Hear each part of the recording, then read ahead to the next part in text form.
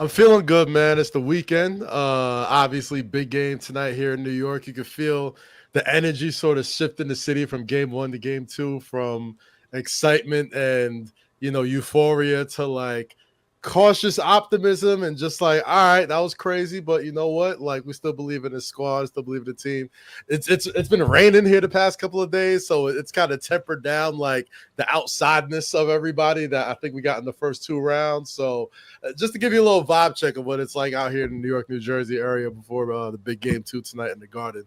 But doing all right. 7 p.m. in Brooklyn is doing his thing, and I think I'm very confident in my Knicks tonight to even up the series, despite how heartbreaking the way that game ended. Yeah, we back. We definitely about to get into the Knicks. I wanted to ask you first because I know when you were on here last time, you said you had a big move coming, and we didn't know that it was going to be this. So you've been doing this for probably 6, 8 months now. I'll probably say maybe Yeah. longer. Just tell me, how's the experience been? You know what I'm saying? Because to have a guy like Carmelo Anthony, and also big shout out to Mero, Rudy Gay, everybody, Monica McNutt that you guys have on the show. I think it's a real nice balanced crew that you guys got. Just tell me how the whole experience has been, especially you've been a lifelong Knick fan and being able to do this show with Melo.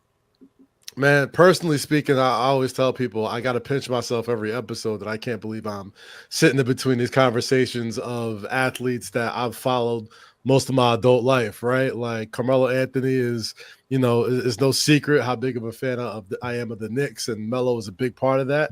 And even before that, I was, I think, a freshman. No, I was a sophomore in high school during Melo's freshman run at Syracuse, right? So it was like really growing up and watching this guy's career. And now, of all years, to join the podcast, it would have been incredible to be part of the podcast at any point in time in my life or career. But it's the year that he's going into the Hall of Fame, and his son is joining the Syracuse Orange, and it's never lost on me how fortunate I am to be a part of the show. The guys who put it together, TD, EJ Wright, Pierce Simpson, a bunch of the dudes behind the scenes that don't get all the name recognition as the super stars that are the co-hosts. But they do such an incredible job putting that show together. And obviously, it's all led by Melo's demeanor and Melo's openness to talk about everything and just be a great podcast host. You know what I mean? Like, I think as great as Rudy, Monica, and Mero and myself are, this thing doesn't go as far without the type of personality Melo is. And I'm glad everybody's starting to see that as the weeks go by, because I think of a lot of the athletes that we grew up watching, he gets probably one of the worst raps I've seen, just as far as like the type of person he was, what he stood for. So being able to hear his take, unfiltered or not, you could agree with it or not, it's him at the end of the day. And I'm just real fortunate to be, sort of one of the vessels to help tell so many of his incredible Hall of Fame stories. Yeah, definitely. I think what's the best about it, you can just tell that Melo, that's just his personality. Is real calm and cool. I met Melo like when I was covering the Clippers. He was on the Lakers. Like it wasn't like a big conversation. I was like, "Oh shit, it's coming up." They're like, "What up?" And he said, "I had to be back." But I've been on a Melo front line since he got robbed Rookie of the Year. I've been on the front lines saying that, man. But let's get to the Knicks. We've been hating on this show. I'm just gonna keep it real. We are jealous Chicago sports fans. We have been hating on this show. I see. It's why I came extra New York adjacent today too. I was like, I gotta make sure.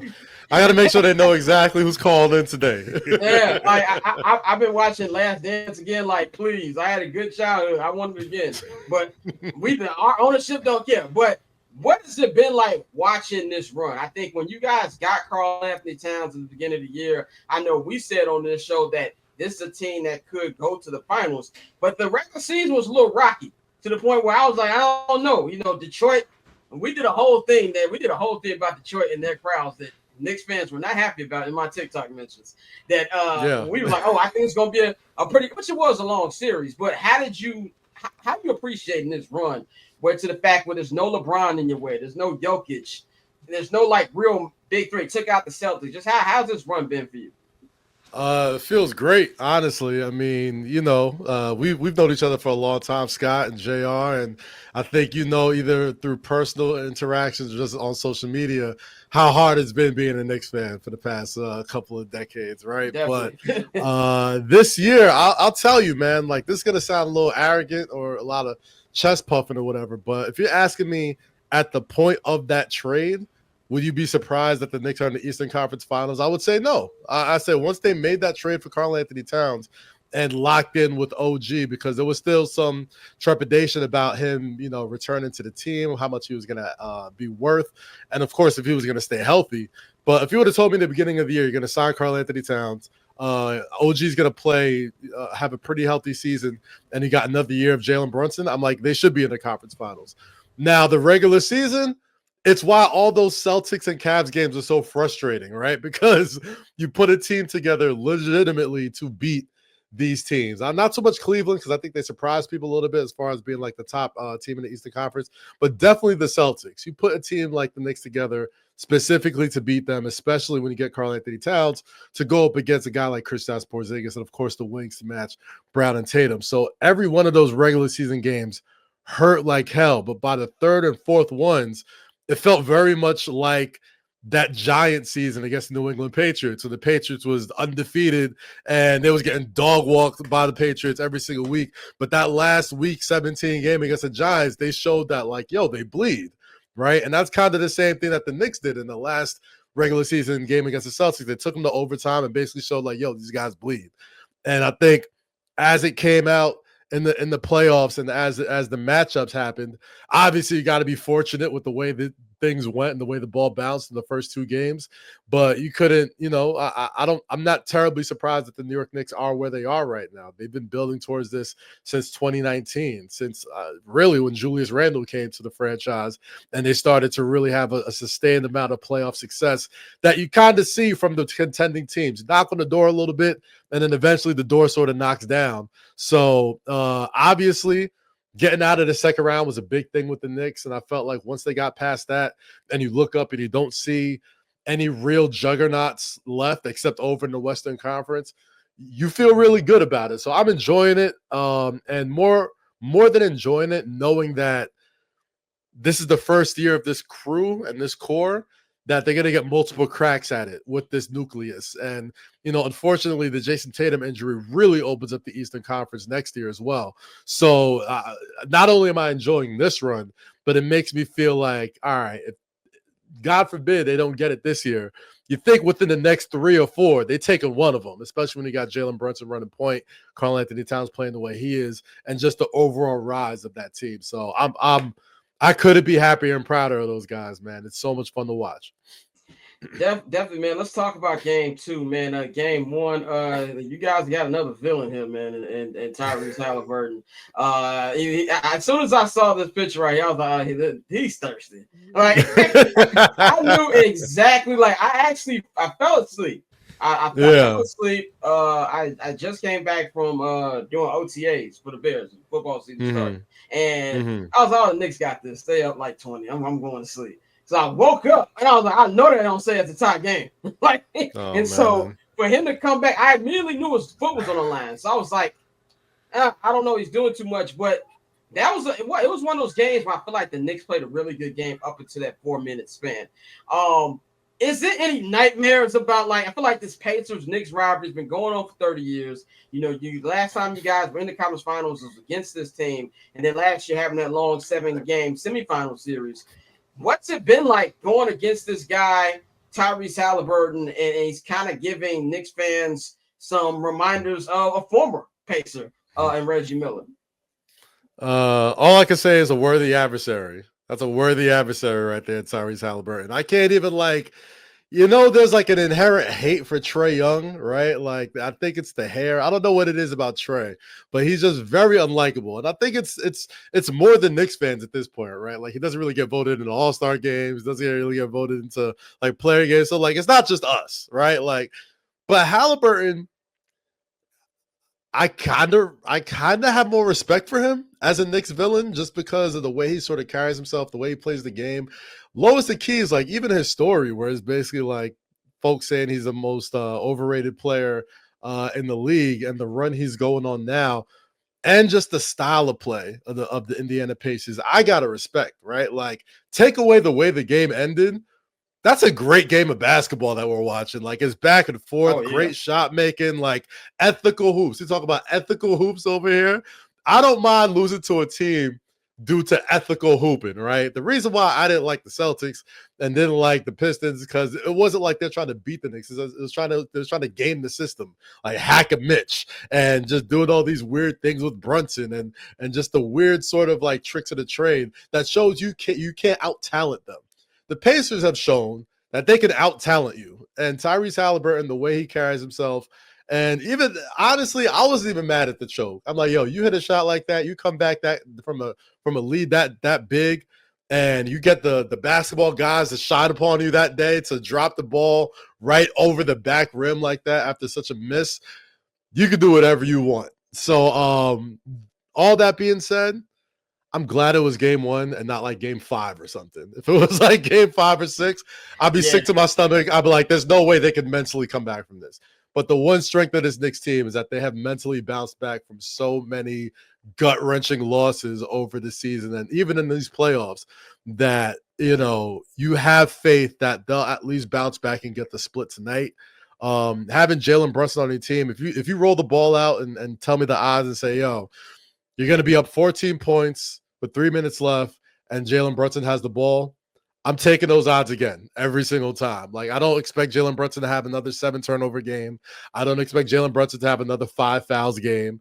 As long as that dude is on the court and the Knicks have a lead and Jalen Brunson doesn't have to lay defenses just to avoid getting his 6th foul and all that stuff, and just seeing how careful he's been with the ball, he's the clutch player of the year, not just because he makes big shots in crunch time, but he almost never makes a mistake with the ball in the fourth quarter. So all that being said, if it took a miracle bounce with a foot on the line and Aaron Nesmith shooting for the game of his life in overtime to take a L, that's the type of L you take. You still go into the game too confident, and I'm confident that the Knicks feel the same way.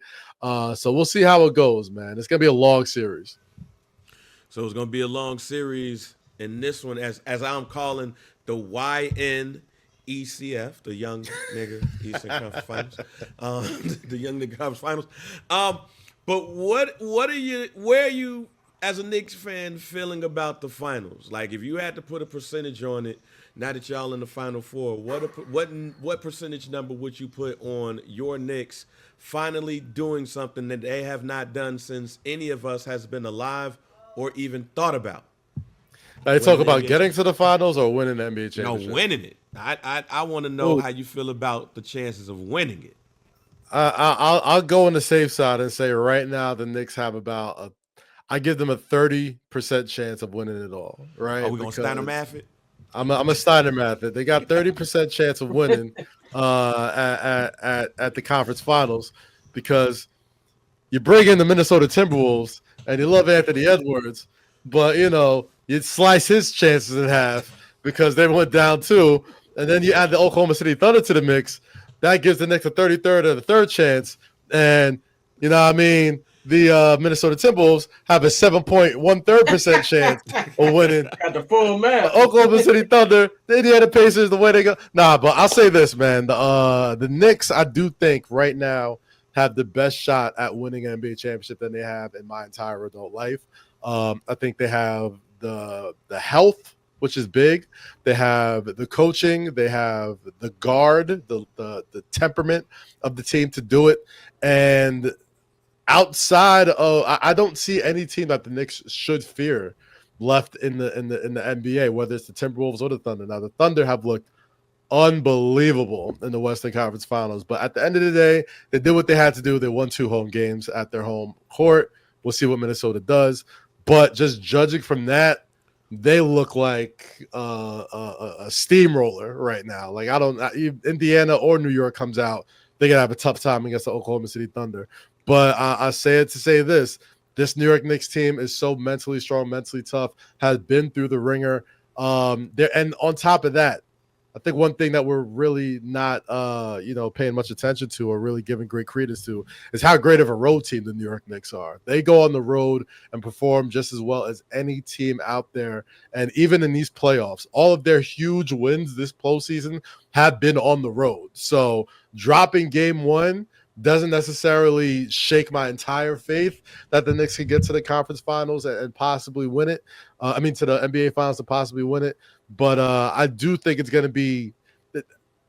I keep it tall, man. I kind of think there's a little something to being away from the Garden and just hooping, because it does become a lot here. I'm not gonna hold you, like as the show says, like it does become a lot here. Like it is. You got Chalamet over here. You got Ben Stiller over there. You got every rapper. You got every football player on both teams, and they're not even in the good seats. Like this is just to get into the joy. You got presidents coming through. It is a lot, right? But I would say, for being in there every day, I think it prepares them to go on the road and not have to deal with all the extra stuff and just lock in. And there's something about that them against the world mentality that I like better, honestly, than being home in the Garden. It almost seems like they could be there's pressure playing here, man. Like you got streets getting named after you after two regular two series wins.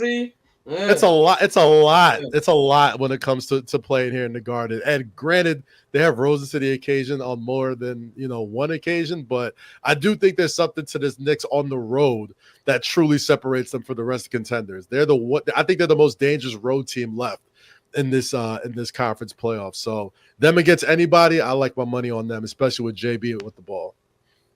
All right, well, enough about the Knicks, because I'm still hating at the fact that I got the Knicks in the Eastern Conference Finals. Well, JB's a Chicago guy. Y'all should love him. That's y'all should claim him a little bit.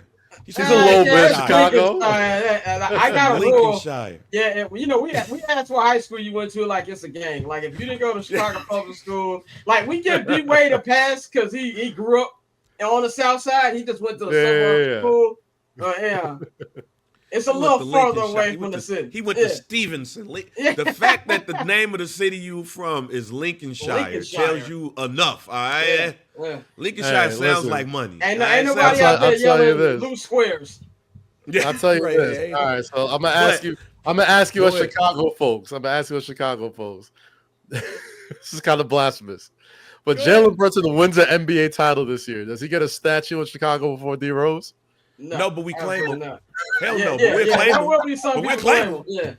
Look, we played Kevin Garnett, and he played here for 1 year. You did. Well, Kevin Garnett claims us. He thanked Travelers in his Hall of Fame speech. I've never heard of anybody thanking a gang in their speech. If nobody knew it, my bad. But Catch I'm Not Gonna Hold You, hosted by Scott Lewis, every Monday and Friday at 5 p.m. Eastern, 2 p.m. Pacific, only on HMB Media and the Barbershop Network.